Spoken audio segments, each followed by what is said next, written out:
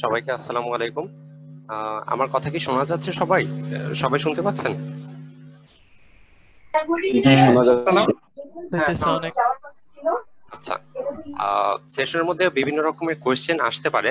তো কোয়েশ্চেন আসলে hand raise না করে আমাকে বরং ডাকতেই হবে, এবং এখানে মোটামুটি একটা ইনফর্মাল সেশন হইতেছে। তো যে আমাকে যেভাবে জানেন সেভাবে অ্যাড্রেস করবেন, ফ্রেন্ড হিসাবে জানলে ফ্রেন্ড হিসাবে, আর না হলে যেই আইডেন্টিটিতে জানেন।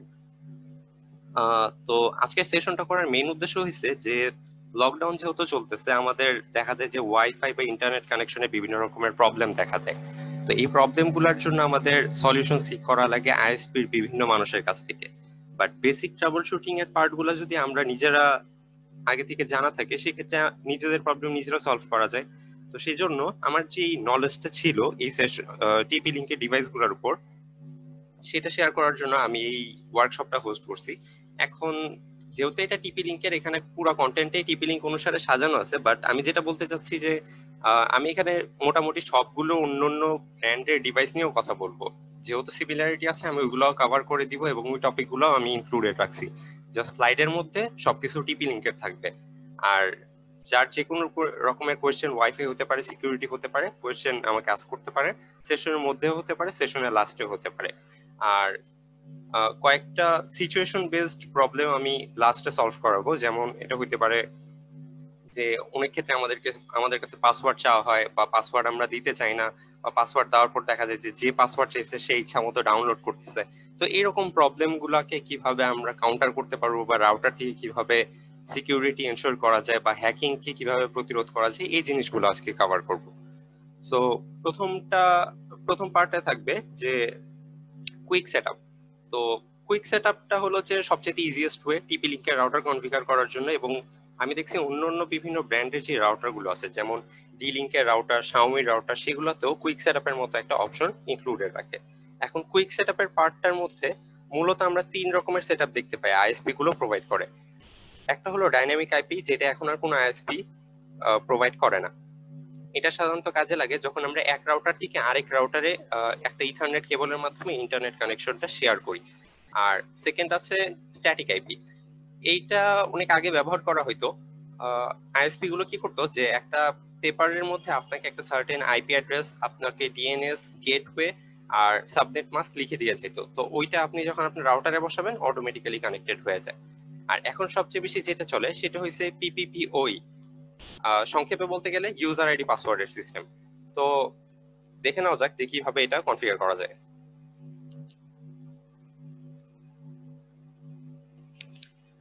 আমি একটা রাউটারের ইন্টারফেসে ঢুকে আছি অলরেডি।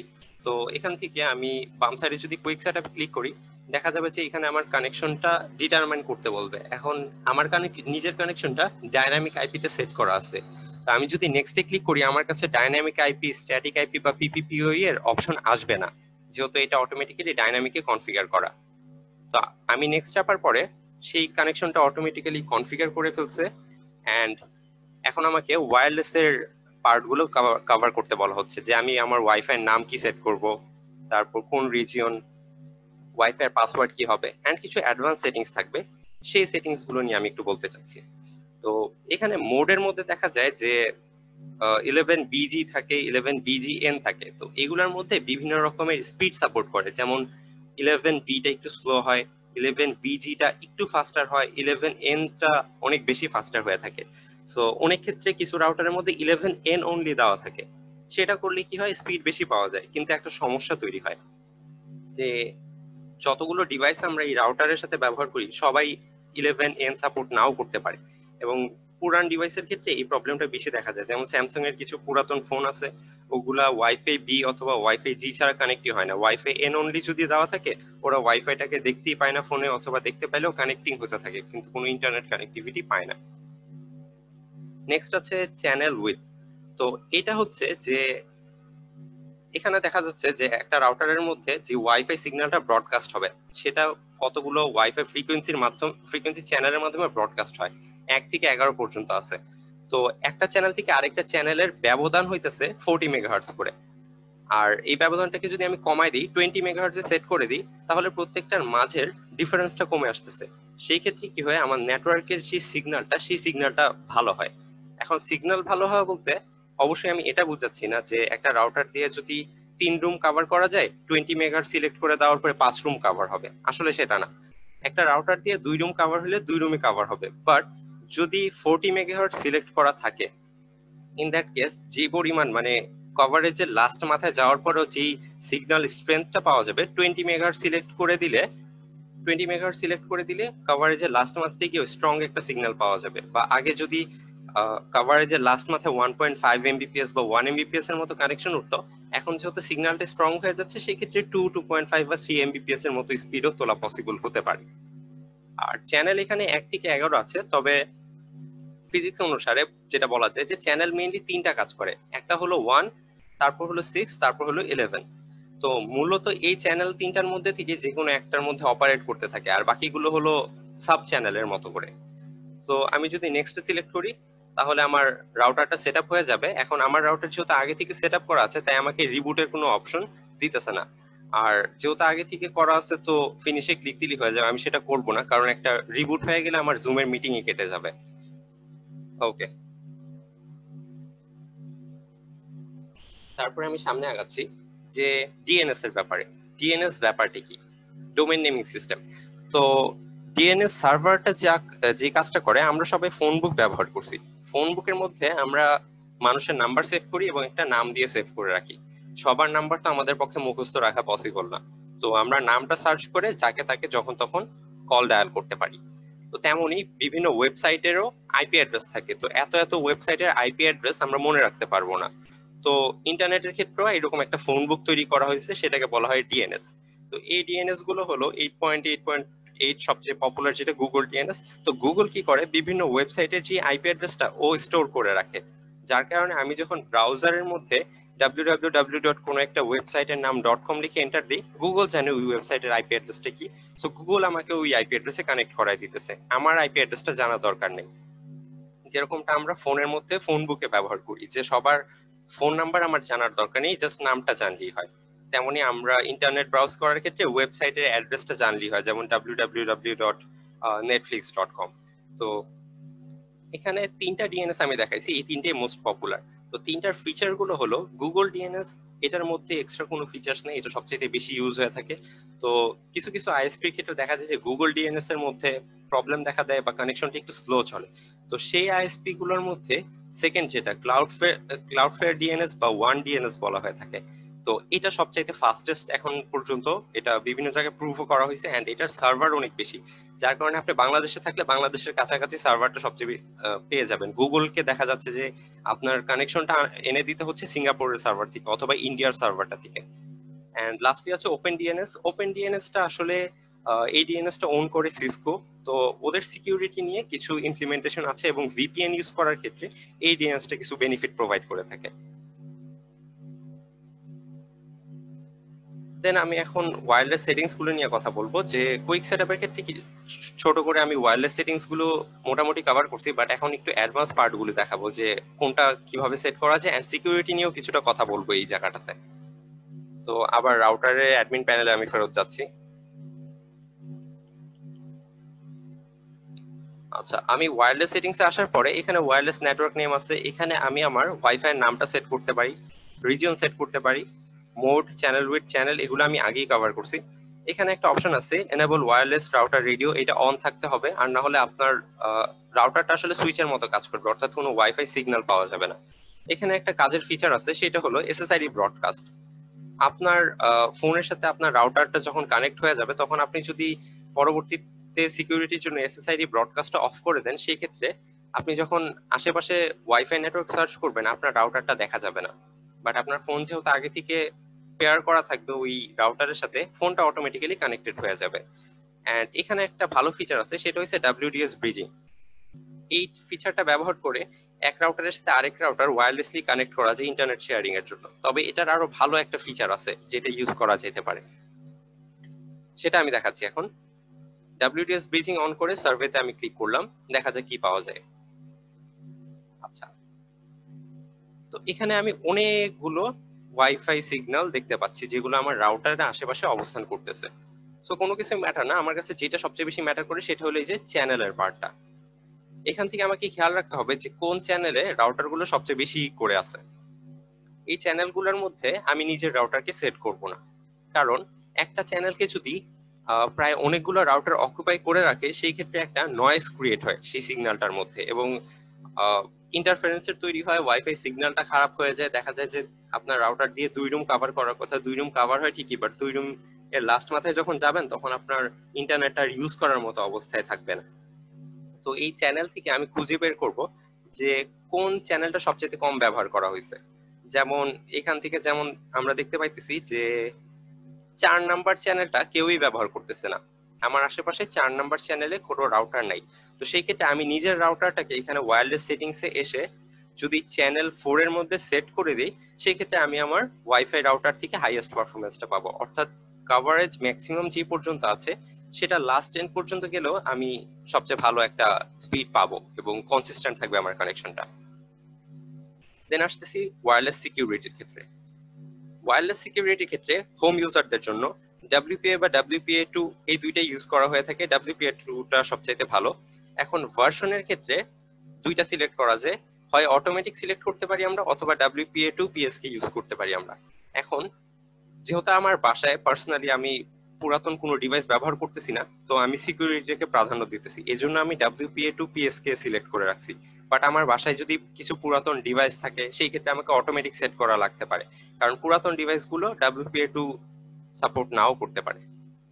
এনক্রিপশনের ক্ষেত্রে সেরকম কোনো ঝামেলা নেই, ডিভাইস রিলেটেড কোনো ঝামেলা নেই, বাট টেস্টে দেখা গেছে যে টিকে আইপি থেকে AES এনক্রিপশনটা স্ট্রঙ্গার।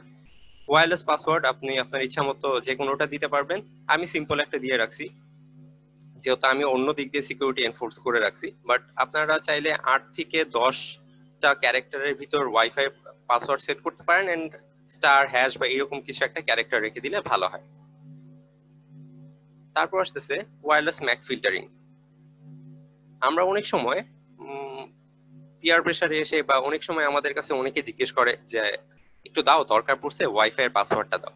সেই ক্ষেত্রে দেখা যায় যে আমাদেরকে ওয়াইফাই পাসওয়ার্ডটা দেওয়া লাগতেছে, বা পাসওয়ার্ড পরবর্তীতে চেঞ্জ করে দিলেও দেখা যায় যে আবার সে পাসওয়ার্ডটা চাইতেছে।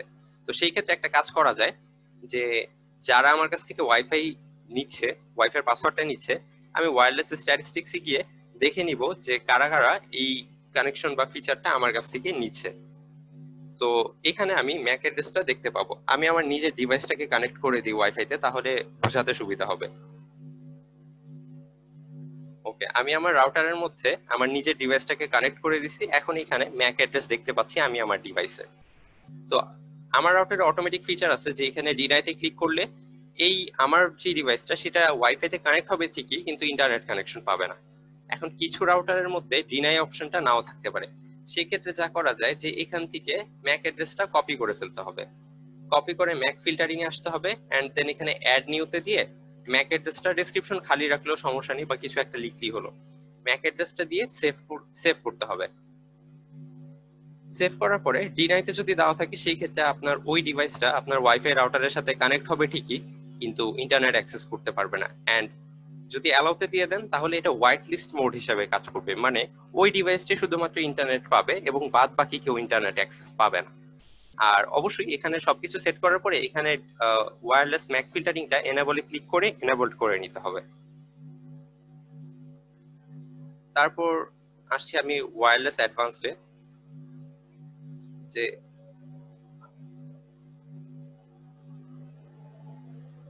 ট্রান্সমিট পাওয়ারের মধ্যে হাইটা আমরা সবসময় সেট করে রাখি যেন সবচেয়ে ভালো ওয়াইফাই সিগন্যালটা পাই। অন্যান্য ডিটেলস গুলো বলতেছি না, বাট একটা ইম্পর্টেন্ট জিনিস দেখাচ্ছি, সেটা হচ্ছে এপি আইসোলেশন। আজানের জন্য 1 মিনিটের বিরতি চেয়ে নিচ্ছি।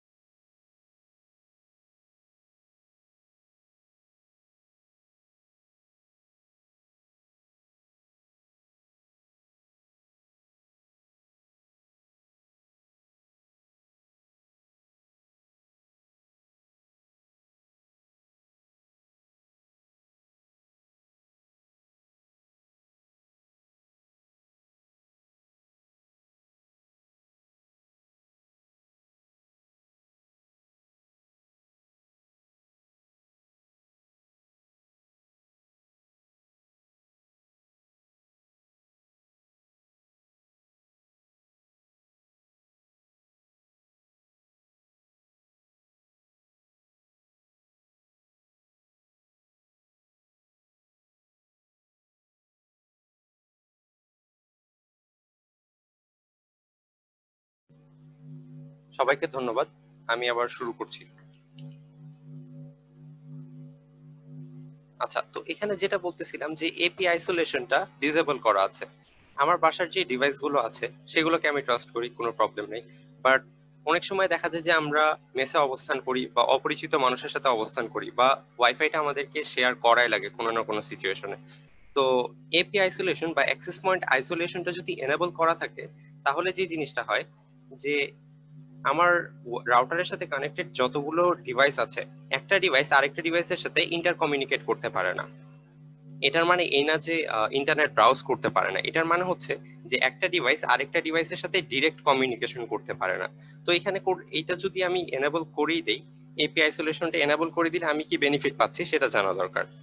অনেক সময় হয় কি যে বিভিন্ন রকমের টুলস থাকে বা হ্যাকাররা বিভিন্ন রকমের টেকনিক ইউজ করে, এটার মাধ্যমে একই ওয়াইফাই আন্ডারে কানেক্টেড থাকা একটা ডিভাইস আরেকটা ডিভাইসকে সরাসরি মনিটর করতে পারে।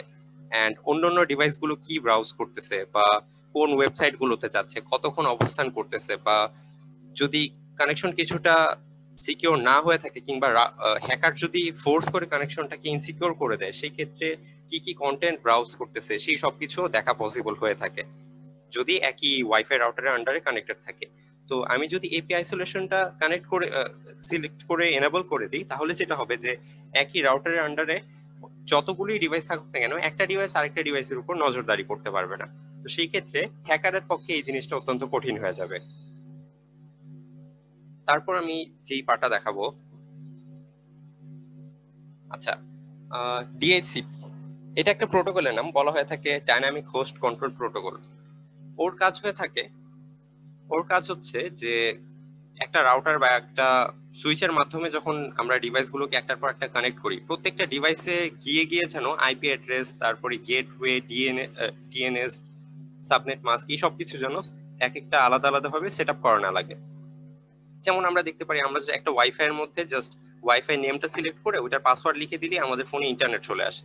এখন ইন্টারনেট যে চলে আসে, আমরা কিন্তু এত কিছু বুঝি না। ইন্টারনেট আসতে হলে আমাদের ফোনে আইপি অ্যাড্রেসটা কনফিগার হওয়া লাগবে, তারপরে সাবনেট মাস্কটা ঠিক মতো থাকতে হবে, ডিফল্ট গেটওয়েটা সেট হওয়া লাগবে, আরো অনেক ব্যাপার থাকে। তো এই জিনিসগুলা ম্যানুয়ালি যেন কারো কষ্ট করে করতে না হয়, সেজন্য এটাকে অটোমেটেড করার একটা ওয়ে হয়েছে ডাইনামিক হোস্ট কন্ট্রোল প্রোটোকল। যে একবার ডিএইচসিপি সিলেক্ট করে দেওয়া থাকবে যে এই এই জায়গাগুলো নতুন ডিভাইসের ক্ষেত্রে কি কি সিলেক্ট হয়ে যাবে, পরবর্তীতে কানেক্ট করা মাত্রই ডিভাইসগুলো এই আইপি অ্যাড্রেস পেয়ে যায়, অর্থাৎ আমরা যেটাকে বলি যে ওয়াইফাই তে কানেক্ট হওয়া মাত্রই ইন্টারনেট চলে আসে। তো এই ডিএইচসিপিটা কনফিগার থাকা ইম্পর্টেন্ট একটা অ্যাসপেক্ট। এখন হোম রাউটার যেগুলো আছে সেগুলোতে দেখা যায় যে ডিএইচসিপিটা আগে থেকেই কনফিগার করা থাকে বা অটো কনফিগার হয়ে থাকে, যার কারণে বেশি মাথা ব্যথা করতে হয় না। কিন্তু কিভাবে কাজ করে সেই জিনিসটা একটু জেনে রাখা ভালো। আচ্ছা, 9 মিনিটের মতো বাকি আছে প্রায় আমার সেশন শেষ হওয়ার, কিন্তু মনে হয় না এর মধ্যে কভার করতে পারবো। সো কাট হয়ে গেলে সবাই প্লিজ সেম লিঙ্কটা দিয়ে আরেকবার জয়েন করবেন। তো এখানে যেমন আমার রাউটারে ডিএইচসিপি তে দেখা যাচ্ছে যে নতুন নতুন ডিভাইস গুলো অটোমেটিক্যালি এই রেঞ্জ থেকে এই রেঞ্জের মধ্যে আইপি অ্যাড্রেস পেয়ে যাবে। ডিফল্ট গেটওয়ে দেওয়া আছে, প্রাইমারি ডিএনএস সেকেন্ডারি ডিএনএস টা খালি রাখা হয়েছে, কারণ আমি আমার রাউটারের মধ্যে মেইন কানেকশনের মধ্যেই ডিএনএস টা ব্যবহার করি। আমার আইএসপি থেকে এই ডিএনএস টা ব্যবহার করা হচ্ছে কারণ আমি এই রাউটার থেকে কানেকশন নিছি, তো ওইটার মধ্যে সেট করা আছে। সেটা নিয়ে আমার খুব বেশি চেষ্টা বা মাথা ব্যথা করা লাগেনি। আরেকটা ব্যাপার হচ্ছে অ্যাড্রেস রিজার্ভেশন। বিভিন্ন সময় আমরা বিভিন্ন ডিভাইস একটার পর একটা কানেক্ট করতে থাকি। তো দেখা যায় যে আমার এই ডিভাইসটা এখন কানেক্ট করলাম, ও এই আইপি পেয়ে গেছে 192.168.1.102, আর এটা আমার ল্যাপটপ, আমি এটাকে শুরুতে কানেক্ট করছি, ও এই আইপি অ্যাড্রেস পেয়ে গেছে। তো এখন আমার বিভিন্ন সময়ে বিশেষ প্রয়োজন থাকতে পারে, যার কারণে আমি চাই যে ওর আইপি অ্যাড্রেসটা যেন চেঞ্জ না হয়। সেই সিস্টেমটা করা যায় অ্যাড্রেস রিজার্ভেশনের মাধ্যমে। তো এটা করার জন্য আমি প্রথমে আমি যে ডিভাইসটার জন্য একটা সার্টেন আইপি সেট করে দিতে চাই, সেই ম্যাক অ্যাড্রেসটা কপি করে নিব। কপি করে অ্যাড্রেস রিজার্ভেশনে যাব, অ্যাড নিউতে ক্লিক করে এখানে ম্যাক অ্যাড্রেসটা লিখবো, আর যে আইপি অ্যাড্রেসটা আমি এই ডিভাইসের জন্য অলওয়েজ ফিক্স করে দিতে চাচ্ছি সেটা লিখে এখানে এনেবল আছে কিনা সেটা চেক করব, করে সেভে ক্লিক করলেই হয়ে যাবে। যেমন এখানে অলরেডি আমি একটা ডিভাইসের জন্য এটা এনেবল করে রাখছি, কারণ আমি বিভিন্ন সময় টরেন্ট করে থাকি। তো টরেন্টের ঝামেলাগুলো অ্যাভয়েড করার জন্য আমি আইপি অ্যাড্রেসটা রিজার্ভ করে রাখছি, যেন পোর্টটা অলওয়েজ ওপেন থাকে, টরেন্টে কোনো প্রবলেম না দেখা দেয়। তারপর আছে পোর্ট ফরওয়ার্ডিং। পোর্ট ফরওয়ার্ডিং কিছুটা অ্যাডভান্সড একটা টপিক। মানে এটা হয়ে থাকে যে আমরা মোটামুটি সবাই ডাইরেক্ট ইন্টারনেট কানেক্টিভিটিটা ব্যবহার করি না, বা টেকনিক্যাল টার্মসে বললে পাবলিক আইপি ইউজ করি না, যার কারণে দেখা যায় আমাদের অনেক সময় টরেন্ট হয় না, বা টরেন্টে স্পিড উঠে না ঠিক মতো, বা দেখা যায় যে টরেন্ট কানেক্টেড বাট আসলে ডাউনলোড হচ্ছে না, জাস্ট কানেক্টিং উঠে বসে আছে। তো সেই ক্ষেত্রে আমাদেরকে ইউটরেন্টে যেতে হবে। আচ্ছা, আমার এই মুহূর্তে ইউটরেন্টে ইনস্টল করা নেই, ফ্রেশলি উইন্ডোজ সেটআপ করা। তো ইউটরেন্টে গিয়ে আমাকে পোর্টটা কালেক্ট করতে হবে প্রেফারেন্স থেকে, যে আমার ইউটরেন্টটা কোন পোর্টে কাজ করতেছে। দেন সেই পোর্টটাকে আমি যে আইপি অ্যাড্রেসে ফরওয়ার্ড করে দিতে চাই সেখানে অ্যাড নিউতে দিতে হবে। সার্ভিস পোর্টের মধ্যে ওই পোর্টটা বসে আইপি অ্যাড্রেসটা দিয়ে যদি আমি সেভ করি, তাহলে যেটা হবে যে বাহিরের যে ওয়ার্ল্ডের সাথে আমার যে কমিউনিকেশন সরাসরি আমার কম্পিউটারের সাথে হয়ে যাবে, যে কম্পিউটার আমি বা যেই ল্যাপটপ বা ডিভাইসে আমি টরেন্ট করার চেষ্টা করতেছি। সেম কাজটা গেমস এর ক্ষেত্রে অনেক হয়ে থাকে, যে আমরা যারা পাবজি খেলি বা অন্যান্য বিভিন্ন গেমস এর মধ্যে পার্টিসিপেট করি, ইউজারদের সাথে কানেক্ট করার ক্ষেত্রে বা যখন আমরা একটা মাল্টিপ্লেয়ার গেমের মধ্যে ঢুকি, তখন দেখা যায় যে কিছু কিছু ইউজারকে দেখা যাচ্ছে না। 20 জনের সাথে আমি গেমস খেলতেছি, 18 জনকে দেখা যাচ্ছে, বাকি 2 জনের সাথে কানেক্ট হচ্ছে না কোনো একটা কারণে। তো গেমস এর পোর্টটা যদি আমি সিলেক্ট করে আমার আইপি অ্যাড্রেসে ফরওয়ার্ড করে দিই, সেই ক্ষেত্রে দেখা যায় যে এই প্রবলেম গুলো চলে যায়। আরো একটা ক্ষেত্র হতে পারে যে ফাইল সার্ভার বা এফটিপি সার্ভার হোস্ট করার ক্ষেত্রে আমরা এটা ব্যবহার করে থাকি। এটা নিয়ে আর খুব বেশি কিছু বলতেছি না। তারপরে আছে অ্যাক্সেস কন্ট্রোল। অ্যাক্সেস কন্ট্রোল বলতে আমি বেসিক্যালি আমার ওয়াইফাই রাউটারের মধ্যে কি অ্যাক্সেস পাবে কে পাবে না, অ্যাক্সেস নিল কিন্তু ওকে আমি স্পিড তেমন দিতে চাইতেছি না, কিংবা একটা আইপি অ্যাড্রেস সে ভিজিট করতে পারবে না, অথবা কোনো একটা ওয়েবসাইটে সে যেতে পারবে না। যেমন আমি ফেসবুক, আমি চাই যে আমার রাউটার আন্ডারে কেউ ফেসবুকে যেতে পারবে না, তো সেক্ষেত্রে আমি ডোমেন ব্লকিং ইউজ করতে পারি। অথবা হতে পারে যে আমি আমার রাউটারের আন্ডারে নেটফ্লিক্স অ্যালাউ করতে চাই না। তো নেটফ্লিক্সের যেহেতু ওইভাবে সার্টেন কোনো ডোমেন নেই, আমি নেটফ্লিক্সের আইপিটা নিয়ে অ্যাক্সেস কন্ট্রোলে যদি বসাই দিই, তাহলে আর নেটফ্লিক্স কাজ করবে না আমার রাউটারে। দেন আছে লোকাল ম্যানেজমেন্ট। লোকাল ম্যানেজমেন্টের মধ্যে আমি ফিক্স করে দিতে পারি যে কারা কারা আমার রাউটারে অ্যাডমিন প্যানেলে ঢুকতে পারবে। এটা খুবই ইম্পর্টেন্ট একটা জিনিস, কারণ আমি আমার রাউটারের পাসওয়ার্ড বিভিন্ন মানুষের সাথে শেয়ার করলাম, ভালো কথা, বা সে যদি হ্যাকার হয়ে থাকে বা সে যদি একটা অ্যাডভান্সড ইউজার হয়ে থাকে, সে কিন্তু রাউটারের অ্যাডমিন প্যানেলে ঢুকে বিভিন্ন রকমের সেটিংস চেঞ্জ করে ফেলতে পারে। ইভেন আমাকে আমার রাউটার থেকে বের করে দিতে পারে, ওয়াইফাই এসএসআইডি এবং পাসওয়ার্ড ইত্যাদি চেঞ্জ করে। তো সেই ক্ষেত্রে আমার দেখা যাবে যে রাউটারটা রিসেট করা ছাড়া আর কোনো উপায় নেই। এন্ড লাস্টলি আছে স্পিড লিমিটিং। স্পিড লিমিটিং কিউওএস নামে একটা টপিকের আন্ডারে পড়ে, that means quality of service. যে একটা রাউটার আন্ডারে 5 জন ইন্টারনেট ব্রাউজ করতেছে, 4 জন জাস্ট ব্রাউজ করতেছে, ফেসবুকিং করতেছে, স্ক্রলিং করতেছে, বা ইনস্টাগ্রামে আছে। একজন সাডেনলি ঢুকলো, ঢুকেও ইউটরেন্ট স্টার্ট করে দিল, ওইটা দিয়ে সে মুভি ডাউনলোড করা শুরু করে দিল। রাউটারের ম্যাক্সিমাম স্পিড কিন্তু তখন ওইদিকে যাওয়া শুরু করবে, বাকি যারা আছে ওদের কানেকশনটা কিন্তু স্টার্টার করতে শুরু করবে। ওরা যদি এখন সাডেনলি ইউটিউবে একটা ভিডিও স্টার্ট করে, ওরা দেখতে পাবে যে ভিডিও তো বাফার করতেছে, বাট ওরা চিন্তা করবে আমার কানেকশন তো 5 Mbps, বাফার তো করার কথা না। তো এই কোয়ালিটি অফ সার্ভিসটাই এনশিওর করা যায় রাউটারের অ্যাডমিন প্যানেল থেকে। এখন এই পার্টে আমি দেখাচ্ছি। অ্যাক্সেস কন্ট্রোলের মধ্যে টার্গেট সেট করতে হবে প্রথমে। টার্গেট আইপি অ্যাড্রেস সিস্টেমে করা যায়, ডোমেইন নেম সিস্টেমে করা যায়, যে আমি কি সার্টেন কোনো আইপি অ্যাড্রেসকে ব্লক করতে চাচ্ছি নাকি একটা ডোমেইনকে ব্লক করতে চাচ্ছি। ডেসক্রিপশন যা ইচ্ছা তা রাখা যায়। ডোমেইনের মধ্যে আমি ফেসবুক লিখতে পারি বা অন্য কিছু লিখতে পারি, গুগল এটসেট্রা লিখতে পারি। লিখে যখন আমি সেভ করব, টার্গেট আমার রেডি হয়ে যাবে। দেন আমাকে হোস্টে গিয়ে অ্যাড নিউ দেওয়া লাগবে। আইপি অ্যাড্রেসের মাধ্যমে আমি বলতে পারি যে কোন কোন ডিভাইসের মধ্যে আমি লকিংটা চালাইতে চাই।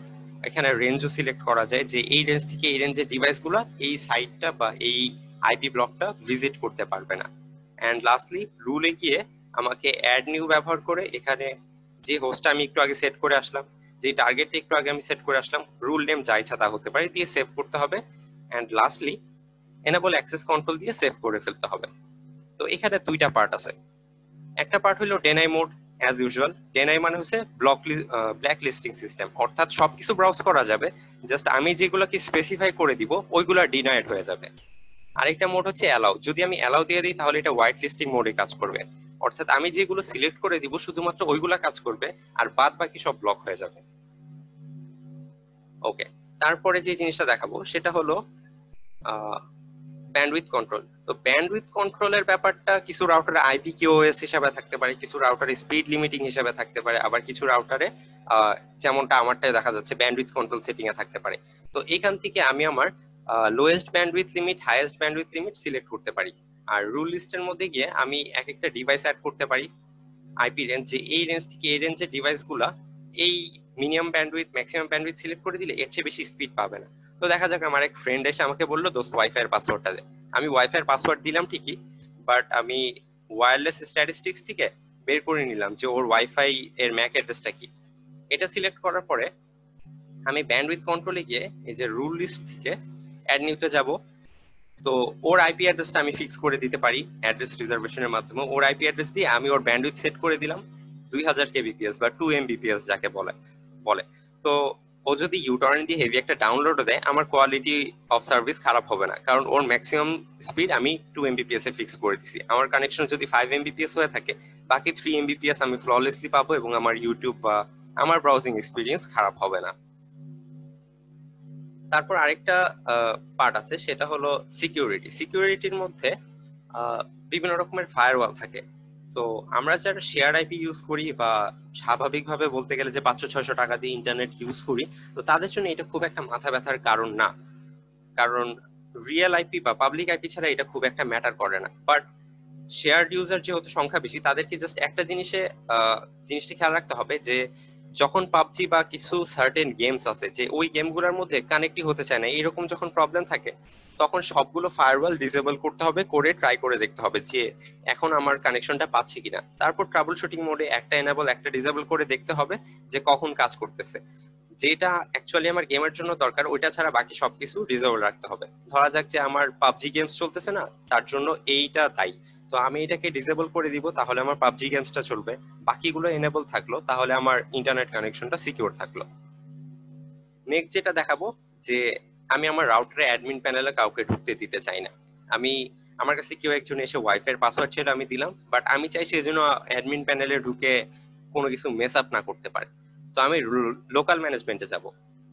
লোকাল ম্যানেজমেন্টে গেলে দেখতে পাবো যে ডিফল্ট ওয়েতে কি সেট করা আছে, all the PCs on the LAN are allowed to access the router's web based utility. মানে আমার রাউটারের আন্ডারে যত ডিভাইস কানেক্ট হবে সবাই এই পেজের মধ্যে চলে আসতে পারবে। এই পেজে চলে এসে যা ইচ্ছা তা এখন আমি যা করতেছি, অর্থাৎ সেটিংস নিয়ে মেস আপ করতেছি বা বুঝাচ্ছি, এই সবকিছুই করা পসিবল হবে। কিন্তু আমি যদি অনলি মাই পিসি সিলেক্ট করে দিই, এখানে আমার পিসির ম্যাক অ্যাড্রেসটা অলরেডি সেট করা আছে। আমি যদি এখানে অ্যাডে ক্লিক করে দিই আমার ম্যাক ওয়ান চলে আসলো, এন্ড সেভে যদি সিলেক্ট করে দিই তাহলে যেটা হবে যে আমি আমার পিসি থেকে শুধুমাত্র এই অ্যাড্রেসটাতে ঢুকতে পারবো। আর বাকি যারা আছে তারা যতই চেষ্টা করুক না কেন আমার রাউটারের অ্যাডমিন প্যানেলে ঢুকতেই পারবে না। তাহলে এটা হচ্ছে রাউটারের অ্যাডমিন প্যানেল সিকিউর করার সবচেয়ে এফেক্টিভ ওয়ে। কারণ অনেক সময় দেখা যায় যে আমরা রাউটারের অ্যাডমিন প্যানেলের আইডি পাসওয়ার্ড চেঞ্জ করে রাখছি ঢোকার জন্য।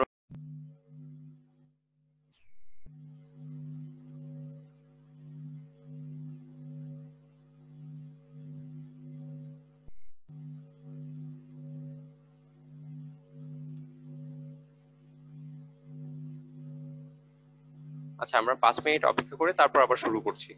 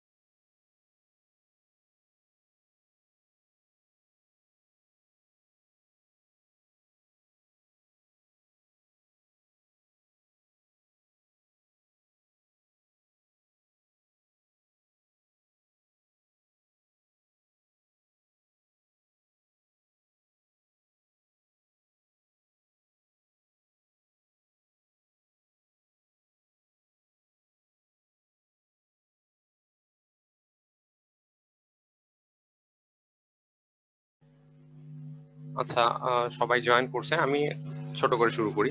তো এখানে যদি আমি আমার নিজের কম্পিউটারে অ্যাড্রেসটা অ্যাড করে দিই, তাহলে যে জিনিসটা হবে যে আমি আমার নিজের কম্পিউটার ছাড়া আর কোনোভাবেই রাউটারের অ্যাডমিন প্যানেলে অ্যাক্সেস নিতে পারবো না। এটার একটা বেনিফিট আছে।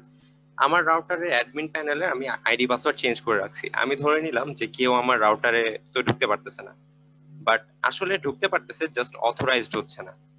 তো এই ক্ষেত্রে বিভিন্ন হ্যাকাররা ইন্টারসেপশনস এর বিভিন্ন টুল আছে। তো ওই টুলগুলো ব্যবহার করে আমি যখন রাউটারের মধ্যে ঢুকবো, তখন হ্যাকাররা আসলে ওই আইডি পাসওয়ার্ডটা চুরি করে নিতে পারে, এবং পরবর্তীতে যখন আমি রাউটার ইউজ করবো না, তখন ওরা আবার সেই আইডি পাসওয়ার্ড ব্যবহার করে ঢুকে পড়তে পারে।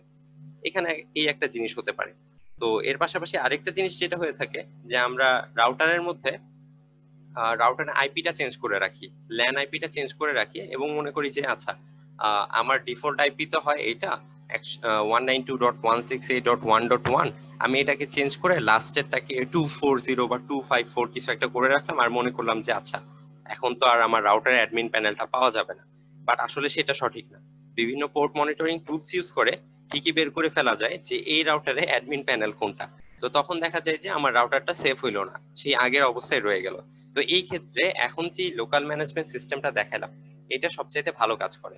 কারণ যেহেতু আমার রাউটারের মধ্যে আহ, কেবলমাত্র আমিই ঢুকতে পারতেছি, বাকিরা ঢুকতেই পারতেছে না। যদি ঢুকতে পারে সেই ক্ষেত্রে হ্যাক করার একটা সিস্টেম তারা বের করতে পারে।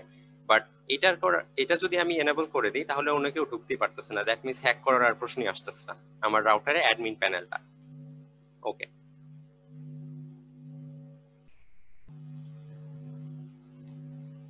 আচ্ছা, তারপরে আমি যে পার্টটা দেখাবো সেটা হলো মেইনটেনেন্স। যে অনেক সময় দেখা যায় যে আমাদের রাউটার 2 বছর 3 বছর হয়ে গেছে, পুরোপুরি নষ্ট হয়নি বা কোনো প্রবলেম দেখা দেয় না, মাঝে মাঝে র্যান্ডমলি কিছু প্রবলেম থ্রো আপ করে। তো সেটার জন্য দেখা যায় যে আমাদেরকে ফার্মওয়্যার আপডেট করলে এই প্রবলেম গুলো সলভ হয়ে যায়। যে রাউটার নতুন যখন কেনা হয়েছে তখন বেশ ভালোই কাজ করে, এখন 4 বছর 5 বছর হয়ে গেছে, প্রায় প্রায় রাউটারের কানেকশনটা ছেড়ে দেয়, কিন্তু রাউটার টোটালি নষ্ট হয়নি, রাউটার কাজ করে ঠিকই। তো সেই ক্ষেত্রে দেখা যায় যে ফার্মওয়্যার আপগ্রেড করলে রাউটারের এই প্রবলেম গুলো দূর হয়ে যায়। টেম্পোরারি কিছু প্রবলেম হয়, সেগুলো দূর করার জন্য ফ্যাক্টরি রিসেট দেওয়া যেতে পারে রাউটারে। যেমন দেখা যায় যে অনেক সময় কোনো হ্যাকার অ্যাটাক করার চেষ্টা করলো, আমার এসএসআইডি সেটিংসটা নষ্ট হয়ে গেছে রাউটারে সামহাও, অথবা সে প্যাকেট ইনজেকশন করার চেষ্টা করলো, এর মাধ্যমে আমার পাসওয়ার্ডটা হাতছাড়া হয়ে গেছে, কিংবা ডাব্লিউপিএস এর মতো কিছু অ্যাডভান্স জিনিস আছে, সেই জিনিসগুলো সে নষ্ট করে দিছে। তো সেগুলোকে অ্যাভয়েড করার জন্য আমি রাউটার ফ্যাক্টরি রিসেট করে পরবর্তী স্টেপস গুলো নিতে পারি। আরেকটা ব্যাপার হচ্ছে যে আমাদের মতো অ্যাডভান্স যারা আছে, আমরা বিভিন্ন সময় দেখা যাচ্ছে router just quick setup use করি না, বিভিন্ন রকমের অ্যাডভান্স ব্যাপার স্যাপারও সেটআপ করে রাখি। এখন প্রতিবার রাউটার রিসেট দেওয়া এন্ড সময় নিয়ে সেই অ্যাডভান্স জিনিসগুলোকে আবার নতুন করে সেটআপ করা, এটা একটা টাইম টেকিং প্রসেস হয়ে যায়। তো রাউটার গুলোতে একটা ফিচার থাকে, সেটা হলো ব্যাকআপ এন্ড রিস্টোর।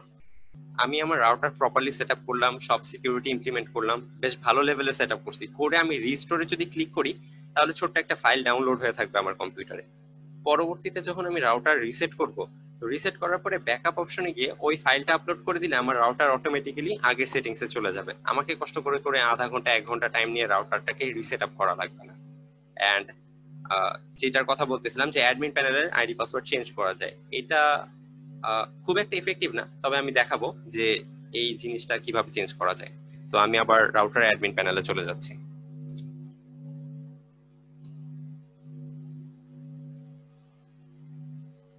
ওকে। তো এখানে ফার্মওয়্যার আপগ্রেডের অপশন আছে, আমি ফার্মওয়্যারের ব্যাপারটা একটু ক্লিয়ার করি। সবার এই ব্যাপারে একটা মিসকনসেপশন থাকে, দেখা যায় যে আমার রাউটার হচ্ছে ভার্সন 11 এর, কিন্তু সেম রাউটারেরই ভার্সন 13 কিছু নতুন নতুন ফিচার চলে আসছে। তো আমাদের মাথায় একটা জিনিস বিভিন্ন সময় কাজ করে, বা আমরা ভাবতে পারি যে আচ্ছা, নতুন রাউটারের ফার্মওয়্যারটা দিয়ে দিলে তো তাইলে আমার রাউটারের মধ্যে এই ফিচার গুলো চলে আসবে। আসলে সেটা সম্ভব হয় না। কারণ রাউটারের হার্ডওয়্যারের সাথে সফটওয়্যারের ম্যাচ করাইতে হবে, এটা খুবই ইম্পর্টেন্ট একটা জিনিস। আমি নিজেও অনেক সময় এরকম চিন্তা করতাম, এবং করার পরে আমার রাউটার প্রায় নষ্টও করে ফেলছিলাম, কারণ তখন এত কিছু বুঝতাম না। আমি আমার রাউটারের হার্ডওয়্যারের সাথে যেটা ম্যাচ করে না, এরকম একদম লেটেস্ট ভার্সনের ফার্মওয়্যারটা নিয়ে আমার রাউটারে ইনস্টল করে দিছি। তারপরে দেখি রাউটার আর বুট আপ হইতেছে না। এন্ড তখন আমার বাসায় মাত্র একটাই রাউটার ছিল, তো এটা খুবই টেনশনের একটা সিচুয়েশন ছিল, মনে করতে চাচ্ছি না। তো রাউটারের ভার্সন আমার ভার্সন 11 আমি দেখতে পাইতেছি। আমি যখন ফার্মওয়্যার আপগ্রেড করতেছি, আমাকে দুইটা জিনিস খেয়াল রাখতে হবে। একটা হলো রাউটারের ভার্সন, হার্ডওয়্যার ভার্সন, যেটা আমি এখানে V11 সিলেক্ট করছি, আরেকটা হলো রাউটারটা কোন দেশের। এটা রাউটার উঠাইলে রাউটারের পিছনে স্টিকার থাকে, সেখানে ইউএস, ইউকে বা ইইউ, AUS এর মাধ্যমে অস্ট্রেলিয়া, এরকম কিছু জিনিস বা বিডির মাধ্যমে বাংলাদেশ বোঝানো হয়ে থাকে। তো এই ব্যাপারটা খেয়াল রাখতে হবে যে বাংলাদেশি রাউটার যদি হয়ে থাকে, ওকে আমার বাংলাদেশি ফার্মওয়্যারই দেওয়া লাগবে। আমি ইউএস এর ফার্মওয়্যার দিলে কাজ করবে না এবং ওয়ারেন্টিটা মাঝে দিয়ে রাউটারে নষ্ট হয়ে যাবে। ইউএস এর রাউটারে ইউকে ফার্মওয়্যার অথবা বাংলাদেশি রাউটারে যদি আমি ইউএস এর ফার্মওয়্যার দিয়ে দিই, সেই ক্ষেত্রে আমার ওয়ারেন্টিটা ভয়েড হয়ে যাবে। তো রাউটারের জন্য যখন আমি ফার্মওয়্যার ডাউনলোড করব, এই যে ভার্সনটা আছে আমি পুরাটা কপি করব। পুরাটা কপি করার পরে গুগলে গিয়ে লিখবো যে এটার ফার্মওয়্যার আমার লাগবে। তো আমি এখানে পেস্ট করে লিখবো ফার্মওয়্যার। তো ফার্মওয়্যারটা যখন আমি ডাউনলোড করতে যাব, তখন আমার কাছে অপশন চলে আসবে যে আমি কোন দেশের থেকে ডাউনলোড করব। যেমন এখানে TP-Link.com দেখা যাচ্ছে, এটা হচ্ছে আমার গ্লোবাল সাইট। গ্লোবাল সাইট মানে ইউনাইটেড স্টেটস এর ভার্সনটা। বাট আমি যদি বাংলাদেশি রাউটার ব্যবহার করি, আমাকে TP-Link বাংলাদেশের ওয়েবসাইটে যেতে হবে, গিয়ে তারপরে এই ভার্সন 11 এর ফার্মওয়্যারটা বের করে নিয়ে আসতে হবে। আর না হলে এই ফার্মওয়্যারটা যদি আমি আমার রাউটারে সেটআপ দিয়ে দিই, কাজ করবে ঠিকই যদি হার্ডওয়্যার ভার্সনটা সেম থাকে, ভার্সন 11ই হয়, তখন যেই দেশেরটি আমি ইনস্টল দিই না কেন, রাউটার কাজ করবে ঠিকই, কিন্তু ওয়ারেন্টিটা নষ্ট হয়ে যায়। আর যদি ভার্সনটা এলোমেলো করে ফেলি, অর্থাৎ এখন তো এই আমি যে রাউটারটা দিয়ে ডেমনস্ট্রেট করতেছি, এই রাউটারে ভার্সন 15 বা 16 হয়তো চলে, তো আমি যদি বেশি ফিচার পাওয়ার সে 16 এর ফার্মওয়্যারটা নিয়ে আমার 11 ভার্সনের রাউটারে দিয়ে দিই, আমার রাউটার কিন্তু ক্র্যাশও করতে পারে। আচ্ছা, তো এই গেল রাউটার ফার্মওয়্যারের ব্যাপারটা। দেন আসতেছি ব্যাকআপ এন্ড রিস্টোর। তো আমার রাউটারটা ভালোভাবে আমি সেটআপ করে রাখছি। সেটআপ করে রাখার জন্য এখন বিভিন্ন রকমের ফাংশনালিটি ইউজ করে আমি সেটআপ করছি, আমার করতে বেশ টাইম লাগছে। এখন আমি যদি ব্যাকআপে ক্লিক করি, তাহলে আমার রাউটারের যে ফার্মওয়্যারটা আছে, সরি রাউটারের যে সেটিংসটা আছে, সেটা ছোট্ট একটা ফাইলের মধ্যে ডাউনলোড হয়ে যাবে। যেরকম এখন আমি একটা দেখতে পাচ্ছি যে configuration.bin ফরম্যাটের একটা ফাইল আমাকে দেখাচ্ছে ডাউনলোড করার জন্য। এই ফাইলটা যদি আমি সেভ করে রেখে দিই, তাহলে আমি নিশ্চিন্ত আমার রাউটার যদি কখনো রিসেট করা লাগে, আমি রিসেট করব। রিসেট করার পরে জাস্ট ব্যাকআপ এন্ড রিস্টোরে এসে এখানে রিস্টোর পার্টের বরাবর দেখা যাচ্ছে কনফিগারেশন ফাইল সিলেক্ট করতে বলে, ব্রাউজে ক্লিক করে আমি ওই ফাইলটা দেখাই দিব, দিয়ে রিস্টোরে ক্লিক করব। 1 মিনিট পরে দেখবো যে আমার রাউটার নিজে নিজে রিস্টার্ট নিছে এন্ড রাউটার আমার একদম সেম টু সেম আগের মতো হয়ে গেছে। তো এটা আমার বারবার রাউটার সেটআপ করার ঝামেলাটা থেকে রক্ষা দিবে আমাকে। এন্ড লাস্টলি না, আমি আরো কয়েকটা জিনিস দেখাবো। তো ফ্যাক্টরি ডিফল্টস, এটা হচ্ছে রাউটারের ইন্টারনাল ফিচার। এভাবে আমি যদি রিস্টোরে ক্লিক করি, তাহলে আমার রাউটারের যত সেটিংস আছে সবকিছু চলে যাবে। দুইভাবে ফ্যাক্টরি ডিফল্টে ব্যাক যাওয়া যায়। একটা হলো আমি রাউটারের অ্যাডমিন প্যানেলে ঢুকে রিস্টোরে ক্লিক করতে পারি। এখন অনেক সময় দেখা যায় যে সেটিংস আমাদের এমন মেস আপ হয়ে যায়, আমি রাউটারের অ্যাডমিন প্যানেলে ঢুকতে পারতেছি না। তো তখন যেটা করতে হয়, রাউটারে যে রিসেট বাটনটা থাকে, ওই রিসেট বাটনটা 7 সেকেন্ডের জন্য চাপ দিয়ে ধরতে হয়। তারপর রাউটারটা অটোমেটিক্যালি রিসেট হয়ে যায়, তখন আমি ঢুকে সেটআপ করে নিতে পারি নিজের মতো করে। দেন আছে অ্যাডমিন প্যানেলের পাসওয়ার্ড চেঞ্জ করা। অ্যাডমিন প্যানেলের মধ্যে আমার পাসওয়ার্ডটা চেঞ্জ করতে হলে প্রথমে ওল্ড ইউজার নেমটা দিতে হবে, ওল্ড পাসওয়ার্ড দিতে হবে, then new user name, new password, and সেই পাসওয়ার্ডটাকে আবার লিখতে হবে, লিখে কনফার্ম করতে হবে। দুঃখিত। তারপরে এখান থেকে পাসওয়ার্ড আমি চেঞ্জ করতে পারি, বাট মনে রাখতে হবে যেটা, যে কেউ যদি আমার রাউটারের অ্যাডমিন প্যানেলটাতে জাস্ট ঢুকতে পারে বাট পাসওয়ার্ড না জানে, সেই ক্ষেত্রে তার পক্ষে পাসওয়ার্ডটা জেনে ফেলা খুব একটা ডিফিকাল্ট টাস্ক না। অর্থাৎ এটা খুব বেশি ইফেক্টিভ সিকিউরিটি আমাকে দিতেছে না। সবচেয়ে বেশি ইফেক্টিভ সিকিউরিটি আমাকে দিচ্ছে লোকাল ম্যানেজমেন্ট সিস্টেম, অর্থাৎ ম্যাক অ্যাড্রেসের মাধ্যমে যখন আমি সিলেক্ট করে দিতেছি যে কে আমার রাউটারে ঢুকতে পারবে আর কে ঢুকতে পারবে না। এন্ড তারপরে পুরাতন রাউটার গুলোতে স্ট্যাটিস্টিক্স বলে একটা ফিচার আছে, যেটা আমি ডিসেবল করে রাখছি। এখন আমি যদি এটা এনেবল করে দিই, আমি দেখতে পাবো যে কখন কোন ডিভাইস গুলো আমার রাউটার ইউজ করতেছে, ওরা কি পরিমাণ ইন্টারনেট স্পিড কনজিউম করতেছে। যদিও এখান থেকে বোঝা বেশ টাফ, নতুন রাউটার যেগুলো আছে সেই নতুন রাউটার গুলোতে খুব সিম্পল ইন্টারফেসের মাধ্যমে এটা দেখানো হয়েছে যে কত kilobyte per second download upload speed consume করতেছে আমার রাউটারের আন্ডারে কানেক্টেড ডিভাইস গুলা। তো এই ছিল মোটামুটি রাউটারের সম্পর্কে এক্সপ্লেনেশন গুলা। আচ্ছা, তো এখন আমি একটা মহা ওষুধ দেখাবো। এটা আসলে টিপি লিঙ্কের মধ্যে দেখানো আমার ঠিক হইতেছে না, বাট এটা আসলে টিপি লিঙ্ক নিজেও রিকমেন্ড করে। এন্ড সবচেয়ে ইন্টারেস্টিং ফ্যাক্ট হলো এটা যে কোনো হোম রাউটারের মধ্যে সাপোর্ট করে, ইভেন কিছু এন্টারপ্রাইজ রাউটারও এটা সাপোর্ট করে। And not only TP-Link, D-Link, Xiaomi এই রাউটার গুলোতে এই জিনিসটা সাপোর্ট করে থাকে। অনেক সময় হয় কি আমাদের রাউটারের বিভিন্ন রকমের প্রবলেম দেখা দেয়, রিসেট করার পরেও প্রবলেমটা যায় না, বা ফার্মওয়্যার দিছি, ফার্মওয়্যার দেওয়ার পরে রাউটারটা কেমন জানি গ্লিচি হয়ে গেছে বা বা স্লো স্লো কাজ করতেছে, নতুন ফার্মওয়্যার দিছি তাতেও কাজ হচ্ছে না। সেই ক্ষেত্রে একটা ভালো অপশন হচ্ছে 30-30-30 মেথড। এটা বেশ কমন ওয়্যারলেস ইন্ডাস্ট্রিতে, যে হোম রাউটার গুলা বা এন্টারপ্রাইজ রাউটার গুলার যখন প্রবলেম দেখা দেয়, তো এই প্রবলেম সলভ করার জন্য আমরা কি করি, যে এই 30-30 মেথডটা ইউজ করি। এটা হচ্ছে একটা মহা ঔষধ যে কোনো ওয়াইফাই রাউটার বা ওয়াইফাই ডিভাইস মোটামুটি আহ, যেটা খারাপ অবস্থায় চলতেছে সেটাকে ফিক্স আপ করে আগের অবস্থায় নেওয়া। এটা করলে যা হয় যে রাউটারের যে র্যামটা আছে সেটা বেশ ভালোভাবে ক্লিয়ার হয়ে যায়, এন্ড ফার্মওয়্যারের সাথে যে পার্টগুলো ক্ল্যাশ আপ করছে র্যামে এন্ড রাউটারের রমে ইন্টারনাল মেমোরির সাথে, সেই জায়গাগুলো টোটালি ক্লিয়ার হয়ে যায়। তো এটা করার জন্য ফার্স্টে আমি ডিসক্লেমার গুলো বলে নিচ্ছি।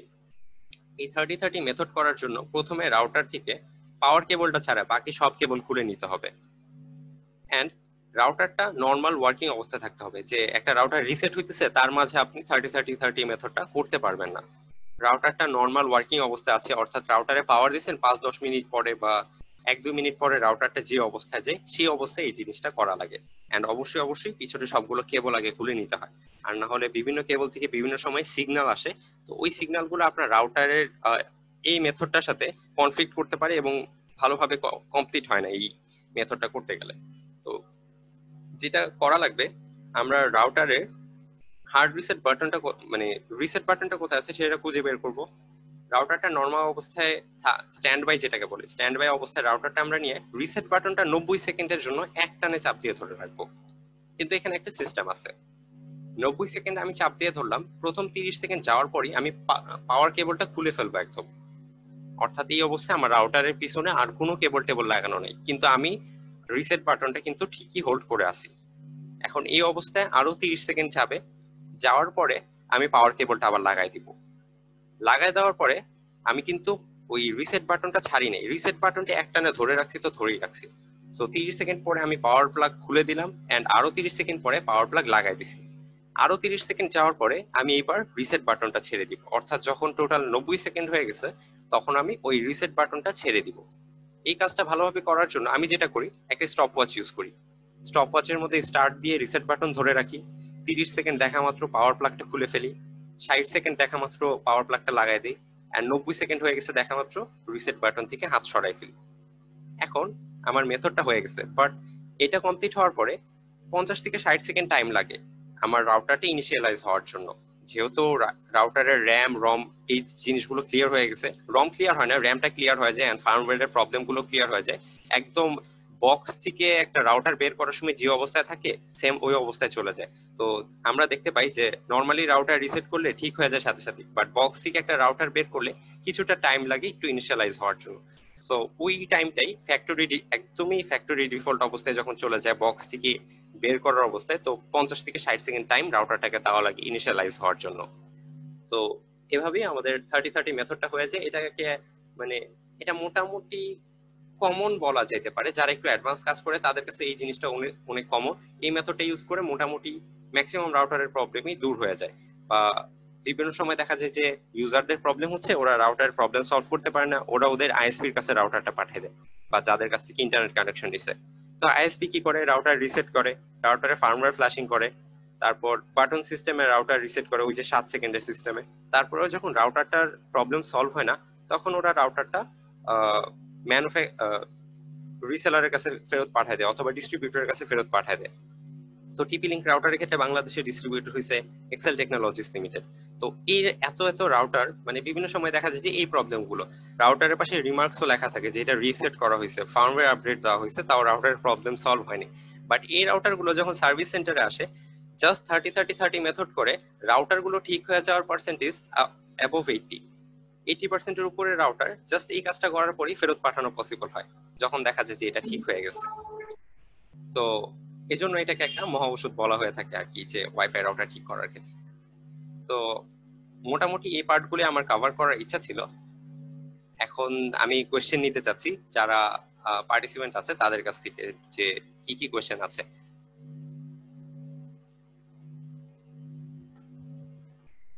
ভাইয়া আসসালামু আলাইকুম। ওয়ালাইকুম আসসালাম। আমি শামিল ভাইয়া। আচ্ছা, হ্যাঁ বলো। জি ভাইয়া, আমার একটা টেলনেটের একটা অপশন আছে, এই অপশনটার কাজ কি ভাইয়া? আচ্ছা, এটা আমি টেলনেট। আগে ওই ফ্রেজটা আমি শুনছি টেলনেট। আচ্ছা, টেলনেটের ব্যাপারটা হয়েছে যে আমি এতক্ষণ কি দেখালাম, রাউটারের অ্যাডমিন প্যানেলে চলে গেছিলাম, তাই না? জি ভাইয়া। আচ্ছা, এটা হলো আমার রাউটারের অ্যাডমিন প্যানেল। তো কিছু রাউটার থাকে যাদের এই অ্যাডমিন প্যানেলটা, মানে এটা আমি চোখে দেখতে পাচ্ছি, this is a graphical user interface. কিছু রাউটার থাকে যেগুলোতে গ্রাফিক্যাল ইউজার ইন্টারফেস থাকে না, আবার কিছু রাউটারে গ্রাফিক্যাল ইউজার ইন্টারফেস থাকে এন্ড পাশাপাশি সেই কমান্ড লাইন ইন্টারফেসটাও থাকে। তো কমান্ড লাইন ইন্টারফেসটা যখন থাকে তখন টেলনেটের মাধ্যমে একটা পোর্ট পাওয়া যায়, একটা লোকাল ম্যানেজমেন্ট আইপি পাওয়া যায়। এখানে যেরকম আইপিটা আছে আমার একটা, এই আইপি দিয়ে আমি ব্রাউজার দিয়ে রাউটারে ঢুকে পড়লাম। তো টেলনেট যখন তুমি করতে আচ্ছা। যাবা তখন তোমার আইপিটা জানা থাকবে প্লাস পোর্টটাও জানা থাকবে। তুমি পুটির মতো একটা সফটওয়্যার ব্যবহার করতে পারো, ঠিক ও, আছে? বুঝতে পারছি যে ভাইয়া, রাউটারের সাহায্যে একটা ডিভাইসের সাথে আরেকটা ডিভাইস কানেক্ট করা থাকবে, ওই ডিভাইসটা রিস্টার্ট দিলেও কিন্তু আমি হচ্ছে একবার মানে ইসে মানে দেখতে পারবো, রিস্টার্ট যে নিচ্ছিলাম সেটাও দেখতে পারবো। হ্যাঁ, তো টেলনেটের মধ্যে যখন তুমি অবস্থান করবা কমান্ড লাইন ইন্টারফেসে, তখন তুমি মনে করো যে রাউটারে এই জিইউআই থেকে যখন যে কাজগুলো হইতেছে কিংবা রাউটার রিস্টার্ট করে দিছো, হুম হুম। তো কারা কারা কানেক্টেড আছে এবং কারা কানেক্ট হইতেছে, কারা কারা ডিএইচসিপি পাইতেছে, মানে প্রতিটা কমান্ড তুমি দেখতে পাবা, যেটা তুমি এই জিইউআই থেকেও দেখতে পাবা। এখানে দেখো। তো আমার টেলনেট এনাবল করা থাকলে আমার যদি রাউটারের সাথে কোনো একটা ডিভাইস কানেক্ট করে দিই, তাহলে আমি ওই ডিভাইসটা, আমি সেই রাউটারের সাথে আমি নিজে কানেক্ট করে ডিভাইসটা পুরোটা মানে আমি কন্ট্রোল করতে পুকি সফটওয়্যার দিয়ে, হ্যাঁ, সেটা কমান্ড করতে লাইন পারবা। দিয়ে। আর এখান থেকে আমি টেলনেট দিয়ে আরো অনেক রকম কাজ করা যায়, বাট এখানে যে জিনিসটা আমি তোমাকে বলতেছি যে টেলনেট দিয়ে তুমি কন্টিনিউয়াসলি দেখতে পাবা কে পাইতেছে কে পাচ্ছে না, এইরকম ব্যাপারটা। সো এটা তুমি যদি জিইউআই মানে রাউটারের এই গ্রাফিক্যাল ইউজার ইন্টারফেসে এসে সিস্টেম লগে যাও, হুম। তাহলেও দেখতে পাবা যে কি কি ঘটনা ঘটছে। রাউটারটা স্টার্ট হওয়ার পরে কোন কোন ডিভাইস কানেক্ট হয়েছে, কোন কোন ডিভাইস ডিএইচসিপি পাইছে, কারা ইন্টারনেট ইউজ করতেছে, তারপর কারা এই মুহূর্তে কানেক্টেড আছে বা কিছু একটা তোমার রাউটার থেকে সিক করছে, ট্রান্সমিট করতেছে বা রিসিভ করতেছে, এই জিনিসগুলো তুমি এখানে দেখতে পাবা। আর টেলনেট ইউজ করলে সেটা কমান্ড প্রম্পটের মাধ্যমে দেখতে পাবা আর কি, কমান্ড লাইন ইন্টারফেসের মাধ্যমে। ও, আচ্ছা আচ্ছা, ঠিক আছে, থ্যাংক ইউ ভাই। ওকে। তো আরেকটা জিনিস আমি স্কিপ করে গেছিলাম, আমার আসলে স্লাইডের মধ্যে এটাকে ইনক্লুড করতে মনে ছিল না, যার কারণে এখন দেখা দিচ্ছি। খুবই ইম্পর্টেন্ট একটা জিনিস। ও, আমি বলছিলাম যে সিনারিও বেসড কিছু জিনিস আমি দেখাবো। সিনারিও গুলি কিরকম, যে রাউটারের পাসওয়ার্ড আমার কাছ থেকে আমার এক ফ্রেন্ড নিল, আমি পাসওয়ার্ড দিলাম, ও ইউজ করছে, তারপরে আমি আমার রাউটারের পাসওয়ার্ড পাল্টাই ফেলছি, বাট তারপরও কিভাবে যেন আমার ফ্রেন্ড আমার রাউটারে ঢুকে পড়ে, এরকম আমি অনেক রিপোর্ট পাইছি। সো আমার নিজেরও এরকম এক্সপিরিয়েন্স আছে, কারণ আমি নিজেও আমার ফ্রেন্ডের রাউটারের মধ্যে ঢুকে পড়ছি ও পাসওয়ার্ড চেঞ্জ করার পরেও। কিভাবে সেই জিনিসটা হয় সেটা হলো WPS, wifi protected setup. WPS হলো একটা সিকিউর সিস্টেম, মানে বলে আর কি প্রোটেক্টেড বা সিকিউর সিস্টেম, এটা একদমই সিকিউর না, এটা সবচেয়ে ইনসিকিউর সিস্টেম। তো ওরা করে কি, এই আটটা ডিজিটের একটা পিন জেনারেট করে। সো এটার মধ্যে আটটা ডিজিটই থাকে, কোনো অ্যালফাবেট থাকে না, কোনো স্পেশাল ক্যারেক্টার থাকে না, এই আটটা পিন। সো বুঝাই যাইতেছে যে কেউ যদি এই আটটা পিন ক্র্যাক করতে চায় বা ব্রুট ফোর্স ও করতে চায়, তো ওর জন্য কিন্তু এই আটটা পিনের কম্বিনেশন বের করা খুব বেশি টাফ না, একটা পাওয়ারফুল কম্পিউটার যদি থাকে। এটা যদি আমাকে জেনারেট করতে হয়, তার মানে এটার স্টার্টিং পয়েন্ট কি, 0000, মানে আটটা জিরো, তাই না? এটার স্টার্টিং রেঞ্জটা হতে পারে যে আটটা জিরো, এন্ড এটার হাইয়েস্ট রেঞ্জ কি হতে পারে, আটটা নয়। এর মধ্যে কোনো না কোনো একটা রাউটারের সাথে ম্যাচ করেই যাবে। তো কেউ যদি এইরকম পিনের একটা লিস্ট জেনারেট করে রাউটারে অ্যাটাক দিতে পারে, সেক্ষেত্রে কোনো একটা পিন মিলিয়ে যাবে, আর এই পিনটা দিয়ে রাউটারের মধ্যে পাসওয়ার্ড ছাড়াই লগ ইন করা যায়। এখন ধরা যাক যে কেউ এত এক্সপার্ট না, কেউ পিন জেনারেট করতেছে না বা ব্রুট ফোর্স অ্যাটাক করতেছে না, তো সিম্পল ওয়েটা কি হইতে পারে, আমার ফ্রেন্ডের কাছে আমি পাসওয়ার্ড চাইলাম, ওয়াইফাই পাসওয়ার্ড, ও ওয়াইফাই পাসওয়ার্ড দিছে। আমি পাসওয়ার্ড পাওয়া মাত্র আগে ইন্টারনেট চালাইলাম না, আগে ওর রাউটার অ্যাডমিন প্যানেলে ঢুকলাম, ডাব্লিউপিএস এ গেলাম, এটার স্ক্রিনশট নিয়ে রাখলাম। ফাইন। এখন আমি ওর রাউটারে কিন্তু ডাব্লিউপিএস পিনটা জানি। এখন পিনটা যেহেতু জানা আছে, ও হয়েছে যে ওয়্যারলেস সিকিউরিটিতে গিয়ে ও আমাকে আর ইন্টারনেট ইউজ করতে দিতে চায় না, পাসওয়ার্ডটা চেঞ্জ করে ফেলছে, আরো বহুত কিছু করছে। এখন ও ভাবতেছে যে পাসওয়ার্ড পাল্টাই দিছি আর তো ঢুকতে পারবে না। বাট আমি সিম্পল কিছু সফটওয়্যার আছে, এই সফটওয়্যার গুলোর নাম আমি নিতেছি না, এগুলো উইন্ডোজেও ইউজ করা যায় বা লিনাক্সে করা যায়, অ্যান্ড্রয়েডের মাধ্যমে করা যায়। ওই সফটওয়্যারে গিয়ে আমি জাস্ট এই পিনটা বসাই দিলে ধাম করে দেখা যাবে যে এই রাউটারে কানেক্ট হয়ে গেছে, কোনো পাসওয়ার্ডও লাগে না। ঠিক আছে? তো এই ডাব্লিউপিএস টা ওরা বলে আসলে প্রোটেক্টেড সিস্টেম, এটা আসলে খুবই ইনসিকিউর একটা সিস্টেম। তো এই পিনটা যদি কেউ জেনে যায়, তাহলে হয়েছে যে পাসওয়ার্ডে আর কিছু যায় আসে না, জাস্ট এই পিন বসাই দিলে ওই রাউটারে সারা জীবন অ্যাক্সেস পাওয়া যাবে। এখন এটাকে কিভাবে বন্ধ করা যায়, মানে আমি ফ্রেন্ডের জন্য, মানে ফ্রেন্ড বা যাকে ওয়াইফাই পাসওয়ার্ড দিছি ও যেন প্রয়োজনের পরে আর ইউজ না করতে পারে, সেটার ওয়ে হয়েছে এই ডাব্লিউপিএস টাকে অফ করে ফেলতে হবে। নতুন রাউটার মার্কেট থেকে কিনে আনার পরে আমরা এই পার্টটা থেকে ঘাটাই না, কারণ আমরা বুঝি না এই জিনিসটা কি, আর নতুন রাউটারে এই জিনিসটা এনেবল করা থাকে। তো এটাকে যদি আমি ডিসেবল করে দিই, আমার রাউটারে এই ডাব্লিউপিএস ফাংশন আর কাজ করবে না। এই অবস্থায় আমি যদি ওয়াইফাই পাসওয়ার্ড চেঞ্জ করি, that means this is the end. এটা ছাড়া আর রাউটারে আমার লগ ইনের কোনো অপশন নাই। বাট এটা যদি এনেবল করা থাকে, দ্যাট মিনস আমি আমার ওয়াইফাই পাসওয়ার্ড যতই চেঞ্জ করি না কেন, there is another way, the way is WPS. এখন এই ডাব্লিউপিএস এর পিনটা যদি কেউ জেনে যায় তাহলে খুবই ভালো। সে আমার কাছ থেকে পাসওয়ার্ড নেওয়ার অপেক্ষা থাকবে না, সে ধুম করে ঢুকে পড়তে পারে। সো এখানে টিপি লিংকের রাউটার গুলোতে একটা ডিসঅ্যাডভান্টেজ আছে, সেটা হলো কারেন্ট পিন আর ওয়াইফাই ডিফল্ট পাসওয়ার্ড যেটা, সেটা সেম থাকে নতুন অবস্থায়। অর্থাৎ রাউটার যখন বক্স থেকে খোলা হয় তখন রাউটারের নিচে খেয়াল করলে দেখা যাবে যে একটা ডিফল্ট ওয়াইফাই পাসওয়ার্ড দেওয়া থাকে। তো এই ডিফল্ট ওয়াইফাই পাসওয়ার্ডটা এন্ড ডাব্লিউপিএস পিনটা সেম। সো কেউ আমার বাসায় বেড়াতে আসলো, এসে আমার কাছে ওয়াইফাই পাসওয়ার্ড নিল না, যার কারণে সে কিন্তু রাউটার অ্যাডমিন প্যানেলে ঢুকতে পারে নাই। কিন্তু সে হইছে আরেক লেভেলের বুদ্ধিমান ব্যক্তি। সে কি করলো, যে বাসায় দেখলো রাউটারটা এই জায়গায় আছে, সে চুপি সারে কি করলো, রাউটারটা উল্টাইলো এবং রাউটারের পিছনের প্যানেলটার ছবি তুলে নিল। ওই প্যানেলে তো ডাব্লিউপিএস পিন লেখা থাকে। এখন সে মানে ডাব্লিউপিএস পিনটা সে কোনো একভাবে পেয়ে গেল। এখন ডাব্লিউপিএস পিন পেয়ে যাওয়ার পরে সে যখন ইচ্ছা তখন এই রাউটারের সাথে কানেক্ট করতে পারে।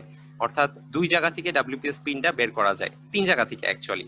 একটা হলো রাউটারের পিছনে লেখা থাকে, তো সেটা আসলে মুছে ফেলা বা স্টিকারটা স্ক্র্যাচ করে ফেলা বুদ্ধিমানের কাজ। আরেকটা উপায় হলো যে আপনি কাউকে ওয়াইফাই পাসওয়ার্ড দিচ্ছেন, ও আপনার অ্যাডমিন প্যানেলে ঢুকে ডাব্লিউপিএস পিন দেখে ফেলছে, তারপরে যখন ইচ্ছা তখন অ্যাক্সেস নেয়। আরেকটা ওয়ে হলো যারা হ্যাকাররা যেটা করে থাকে আর কি, যে ওরা একটা লিস্ট জেনারেট করলো, এখানে তো 8টা ডিজিট দেখা যাচ্ছে, তাহলে 8টা ডিজিট ব্রুট ফোর্স করার ওয়ে হলো 00000000 থেকে 99999999, অর্থাৎ 8টা 0 থেকে 8টা 9 পর্যন্ত বিশাল একটা লিস্ট জেনারেট করা হলো সব রকমের কম্বিনেশনের। ওই কম্বিনেশনের লিস্টটা দিয়ে একটা রাউটারে অ্যাটাক দেওয়া হলো। অ্যাটাকটা দিয়ে দিলে কোনো না কোনো একটার সাথে ম্যাচ করে যাবে এন্ড সে পিনটা জেনে যাবে, এন্ড পিনটা যখন জেনে গেল সে আবার অ্যাক্সেস নিতে পারবে। তো ডাব্লিউপিএস টা দিয়ে এই কাজটা হয়ে থাকে আর কি। ওরা ডাব্লিউপিএস টা দিছে যে রাউটার নতুন অবস্থায় যেন রাউটারের সাথে কানেক্ট করার প্রসেসটা ইজি হয়ে থাকে। তো নতুন অবস্থায় কানেক্ট করার পরে আমার তো আর দরকার নেই এই জিনিসটা অন রাখার, এটা ডিফল্ট ওয়েতে আসলে ডিসেবল করে দেওয়ার একটা অপশন রাখা দরকার ছিল, কিন্তু সেটা ওরা রাখেনি। এন্ড এটাকেই বলা হয়ে থাকে ভালনারেবিলিটি, যে একটা রাউটারের মধ্যে ঢুকলাম বা দরকারের জন্য ফিচার অন রাখলাম, ইউজ করলাম, কিন্তু দরকার শেষ এরপরও ফিচারটা বন্ধ হইলো না। এটা কিন্তু একটা ভালনারেবিলিটি রেখে দেয়, যেগুলাই ইউজ করে হ্যাকাররা আমার রাউটারে বা আমার সিস্টেমে বা আমার ডিভাইসে অ্যাক্সেস নেওয়ার জন্য। ওকে, সো এই পার্টটা আমি আসলে মিস করে গেছিলাম, মনে পড়ে যাওয়াতে আবার রিভাইজ করে দিলাম। তো আমি কোশ্চেন রিসিভ করতে যাব আরো কয়েকজনের কাছ থেকে। আসসালামু আলাইকুম ভাই। ওয়ালাইকুম আসসালাম। ভাই হচ্ছে রাউটার ভাই ইউএসবি সুইচিংটা কিভাবে কাজ করে, ইউএসবি বা ইউএসবি প্রিন্টার যেটা বা এই ধরনের কানেকশন গুলো? আচ্ছা, অ্যাডভান্স রাউটার যেগুলো আছে সেই রাউটার গুলোর পিছনে দেখা যায় যে ইউএসবি পোর্ট থাকে। জি তো ভাই। হ্যাঁ, ইউএসবি পোর্ট থাকে, আর রাউটারের যে ইন্টারফেসটা থাকে সেই ইন্টারফেসের মধ্যে একটা পার্ট থাকবে ডেডিকেটেডলি, সেটার মধ্যে তিনটা অপশন সিলেক্ট করা যায় সাধারণত ইউএসবি থেকে।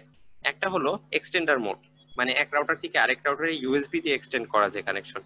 সেকেন্ডটা হলো এফটিপি সার্ভার, যে তুমি যেই পেন ড্রাইভটা কানেক্ট করতেছো, পেন ড্রাইভে ধরো কিছু ফাইল রেখে দিলা, ওই ফাইলওয়ালা পেন ড্রাইভটা যখন রাউটারে কানেক্ট করে এফটিপি সিলেক্ট করবা, অটোমেটিক্যালি এটা একটা সার্ভারের মতো কানেক্ট করবে তোমার রাউটার থেকে। এখন পেন ড্রাইভের যে কোনো জিনিস অ্যাক্সেস করতে পারবে যে কেউ রাউটারে কানেক্টেড ছাড়া। আরেকটা ব্যাপার হলো যে ইউএসবি দিয়ে যখন তুমি প্রিন্টার কানেক্টেড করবা, এই প্রসেসটাও সেম, কিন্তু ওইটাকে শুধুমাত্র সার্ভারের পার্টে রাখা হয়, কারণ এটা প্রিন্টার না হয় আরো যে কোনো কিছু হইতে পারে, যে অন্য আরেকটা নেটওয়ার্কিং ডিভাইস হইতে পারে, একটা আইওটি ডিভাইস হইতে পারে, অথবা একটা ফায়ারওয়ালের সাথে সরাসরি কানেকশন থাকতে পারে। তো ওই সার্ভারটা যখন সিলেক্ট করে দিবা তখন হচ্ছে যে প্রিন্টারের জন্য একটা সার্টেন আইপি অ্যাড্রেস জেনারেট হবে, এন্ড ওই আইপি অ্যাড্রেসটা দিয়ে তুমি তোমার রাউটার যে ডেস্কটপ বা ল্যাপটপ বা ফোন থেকে যখন প্রিন্ট কমান্ড দিবা, ডিসকভারি একটা অপশন আছে, নেটওয়ার্ক ডিসকভারি। ডেস্কটপের মধ্যে গেলে, উইন্ডোজ যারা ব্যবহার করি আমরা, ডেস্কটপের মধ্যে গেলে দেখা যাবে যে নেটওয়ার্ক বলে একটা অপশন আছে। নেটওয়ার্কে ক্লিক করলে ওই নেটওয়ার্কের আন্ডারে যত ডিভাইস বা প্রিন্টার আছে ওই সবকিছু দেখা যায়। তো তখন আমি যদি এই পেজটাকে প্রিন্ট করতে চাই, আমি কন্ট্রোল পি চাপ দিব। কন্ট্রোল পি চাপ দেওয়ার পরে এই যে এখানে একটা ফ্যাক্স এর অপশন দেখতে পাচ্ছি আমি, আর Microsoft XPS document writer something. তো আমার নেটওয়ার্কের মধ্যে যখন আরেকটা প্রিন্টার থাকবে, আমি ফাইন্ড প্রিন্টারের মধ্যে ক্লিক করব, তখন ওই নেটওয়ার্কের মধ্যে প্রিন্টারটা দেখাতে পারলে আমি প্রিন্ট দিলে সরাসরি ওই প্রিন্টারে প্রিন্ট হয়ে যাবে। এই কাজটা কিন্তু কোনো ডাইরেক্ট কেবলের মাধ্যমে হয় নাই, এই রাউটার হয়ে রাউটার থেকে প্রিন্টারে গিয়ে তারপর প্রিন্ট হয়েছে। এটাকে নেটওয়ার্ক কানেক্টেড প্রিন্টার বলে। জি ভাইয়া।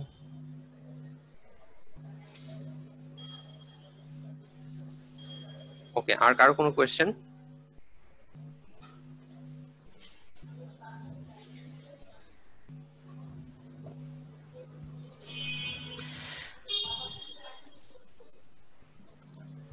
হ্যালো।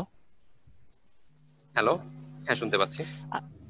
আচ্ছা, আমরা যদি অ্যাক্সেস কন্ট্রোলে যে কোনো যদি ওভারকাম করার জন্য কেউ যদি তার মোবাইলে আমার ওয়াইফাই তে কানেক্ট করে ভিপিএন ইউজ করে, তাহলে কি সে কোনোভাবে ওভারকাম করতে পারবে ওই সাইটটা, যদি আমি এটা অ্যাক্সেস কন্ট্রোল থেকে ব্লক করে দিই?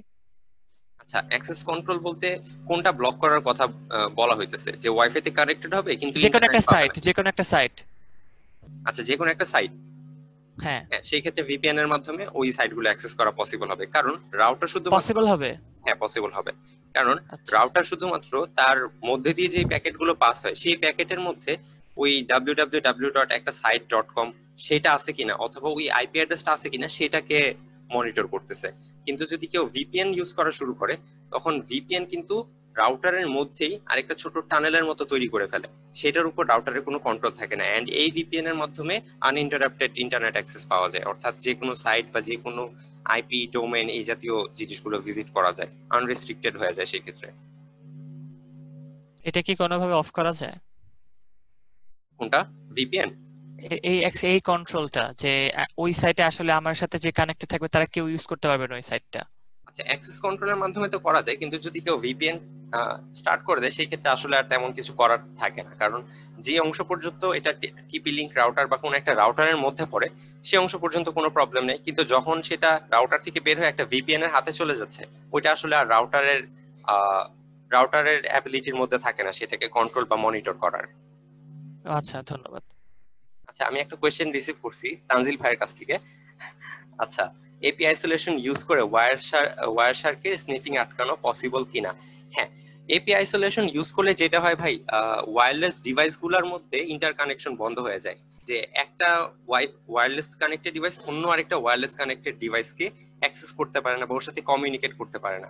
সেই ক্ষেত্রে ওয়্যার শার্কের মতো স্নিফিং টুলস ইউজ করলেও অন্য যে ডিভাইসটা আছে ওকে মনিটর করা পসিবল না। কিন্তু সেই ক্ষেত্রে একটা জিনিস হয়, যেহেতু এপি আইসোলেশন বলা হচ্ছে, অ্যাক্সেস পয়েন্ট আইসোলেশন সেটা শুধু ওয়্যারলেস মিডিয়াতে কাজ করে, ওয়্যার্ড মিডিয়াতে কাজ করে না। সো কেউ যদি কোনোভাবে নিজেকে ল্যানে কানেক্ট করে ফেলতে পারে, সে কিন্তু ল্যানে কানেক্টেড থেকে ওয়্যার শার্ক দিয়ে বাকি সবগুলা ওয়্যারলেস ডিভাইসকে মনিটর করতে পারে।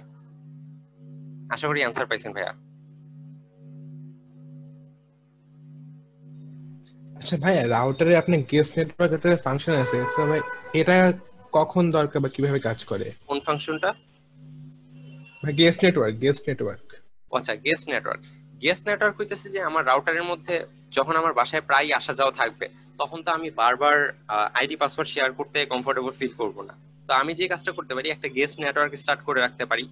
গেস্ট নেটওয়ার্কের মধ্যে স্পিডটা লিমিট করা যায় একদম শুরু থেকে, যে এই গেস্ট নেটওয়ার্কের মধ্যে 10 জন ঢুকুক আর 5 জন ঢুকুক, ওরা সবাই মিলে 2 এমবিপিএস এর বেশি বা 1 এমবিপিএস এর বেশি ব্যবহার করতে পারবে না।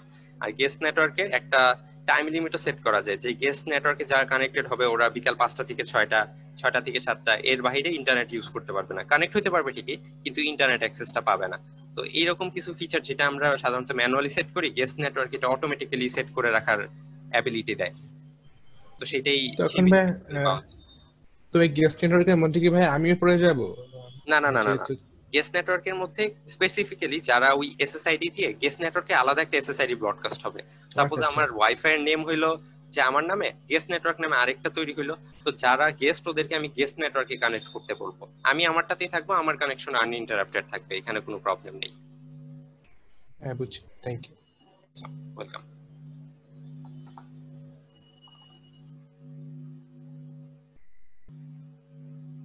আচ্ছা, আমি আর 1 মিনিট বা 2 মিনিটের মধ্যে কিছু কোয়েশ্চেন রিসিভ করতে চাচ্ছি, আর না হলে আমি শেষ করে দিব।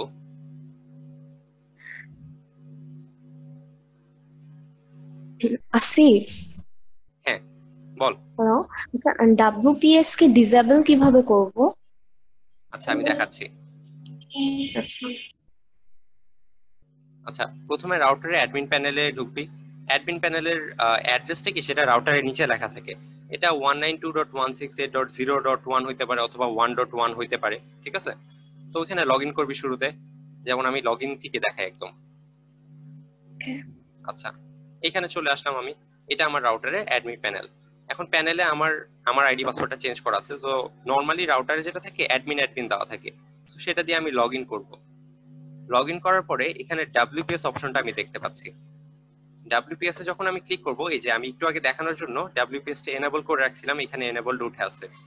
ডিসেবল ডাব্লিউপিএস এ ক্লিক করলেই আমার ডাব্লিউপিএস টা ডিসেবল হয়ে যাবে। এই যে এখন ডিসেবলড উঠে গেছে, ব্যাস ডিসেবল হয়ে গেছে।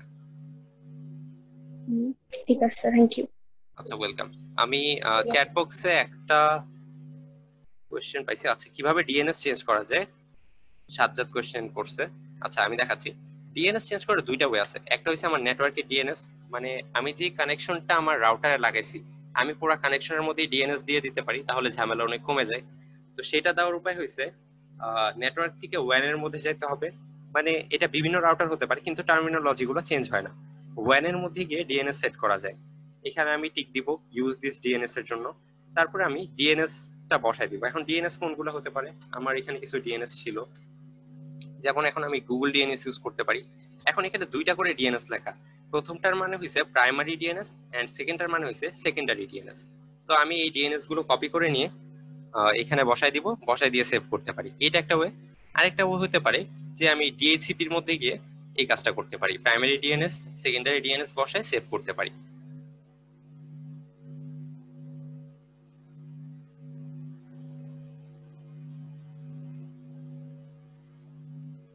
আচ্ছা আমার মনে হয় আর কারো কোনো কোয়েশ্চেন নাই, তো আমি শেষ করতে চাচ্ছি।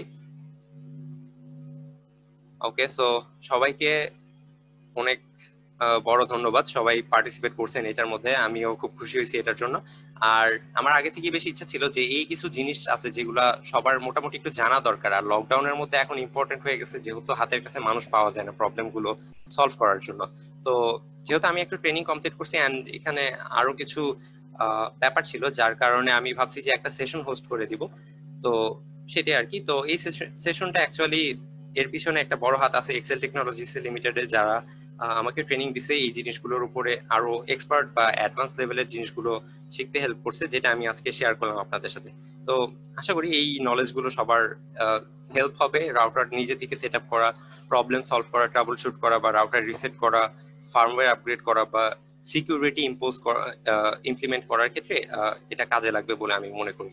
তো সবাইকে আবারও ধন্যবাদ, আমি এখানে শেষ করছি। সবাইকে আসসালামু আলাইকুম। ওয়ালাইকুম আসসালাম। ওয়ালাইকুম আসসালাম ভাই।